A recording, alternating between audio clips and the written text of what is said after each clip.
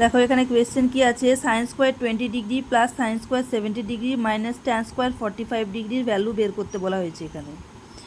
এখানে দেখো sine square 20 ডিগ্রিটাকে আমি সাইন স্কোয়ার 20 ডিগ্রি লিখলাম। এদিকে সাইন স্কোয়ার 70 ডিগ্রিটাকে আমি কিভাবে লিখতে পারি, sine square 90 degree minus 20 degree, 90 থেকে 20 বাদ দিলে 70 পাচ্ছি। আর এখানে ট্যান 45 ডিগ্রির ভ্যালু কত, 1, তাহলে এখানে 1 স্কোয়ার লিখলাম মাইনাস দিয়ে। এবার দেখো sine square 20 degree plus sign 90 degree minus theta সমান সমান কী হয়, কস থিটা আমরা জানি।